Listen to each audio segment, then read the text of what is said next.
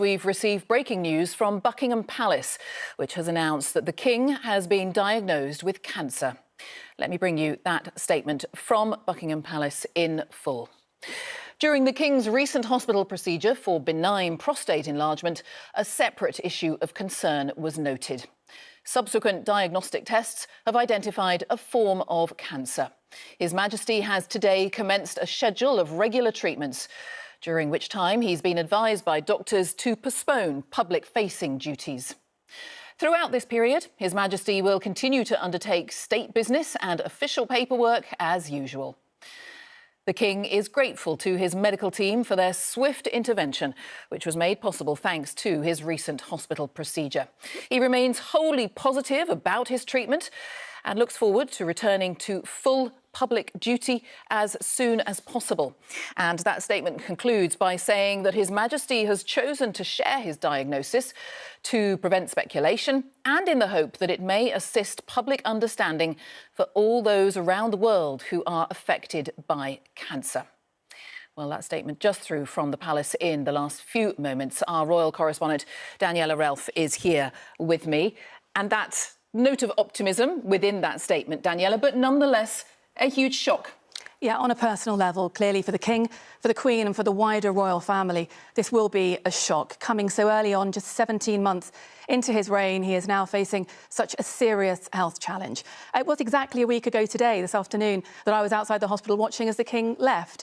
He'd been there for 3 nights being treated for that benign prostate condition. He was actually on reflection in hospital a little longer than we had anticipated. We thought he would perhaps be out after 1 or 2 nights, but he stayed in for the whole weekend for 3 nights. And we now know that it was during that stay in hospital that this cancer was discovered. A secondary condition was found, and that's when it was spotted. So clearly a difficult period of time now for the King and the wider royal family. He'll be stepping back from all of his royal duties, bar some of the admin of royalty. He'll be able to deal with the red boxes. We're told that he will carry on hopefully having his audience with the Prime Minister each week and also taking part in the Privy Council meetings. But he's going to step back. We're going to see more of the Prince of Wales, his son William, and of his wife Queen Camilla. They will be picking up some of his duties. But for now, he is going to focus on his treatment and his recuperation, that treatment that started today. Yes, and just a slightly further thought about the positivity, because we saw him with the Queen very, very recently, walking around, waving to the crowds, waving to the cameras. That's right. We saw the King yesterday on his Sandringham estate in Norfolk. He was on his feet walking to church from the main house at Sandringham up to the main church, Mary Magdalene Church. That in itself is around a 10-minute walk, so he was well enough to do that. We saw him there with the Queen. He saw the photographers. He waved as he saw them, but he came back to London today to start his treatment for that cancer. And in terms of the workload, you mentioned some royal duties will pass to Queen Camilla and to his son, to the heir, and of course health issues with the Princess of Wales as well. So another element of the royal family also dealing with an awful lot on the health front. Yeah, this has been a tricky month for the royal family. There's no getting away from that. Prince William had scaled back his own diary to help look after his wife while she was in hospital. And now that she's back home in Windsor recuperating, we are due to see him for the first time since the 11th of January. This Wednesday, he's carrying out 2 engagements. That's the first time we've seen him since his wife was unwell.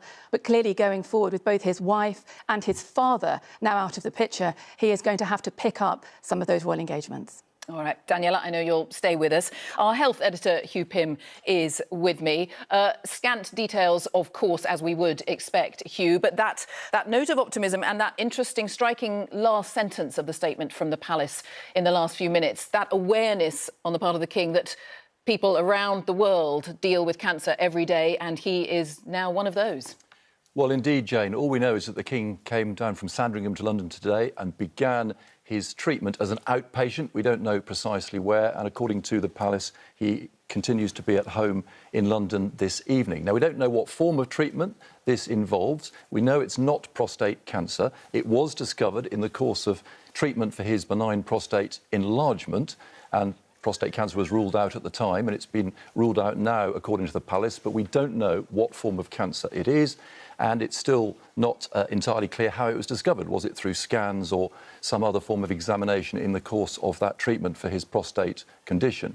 And yes, according to the palace, the King remains wholly positive about his treatment, and he's chosen to make his diagnosis public because he was very keen that the public should know, because he is a patron of cancer charities, and he certainly believes in as much information as possible, because when his prostate condition was reported, the NHS reported a considerable number of extra calls coming through to various helplines, with others just taking on board what potential risks they may have. Yes, and we have just passed World Cancer Day, and the NHS was grateful, putting out all those details about the awareness raising that came from the King being so open about what we are told was a benign treatment and something that millions of men get and was treated very successfully, we are told. Yes, indeed. And I think the point is cancer, the risk does increase with age. That is a known fact. And certainly awareness is very, very important. Any cancer specialist will tell you that. And certainly what the King has done today with this statement, by making it public, certainly should raise awareness. Hugh, thank you for now. Hugh Pym, our health editor.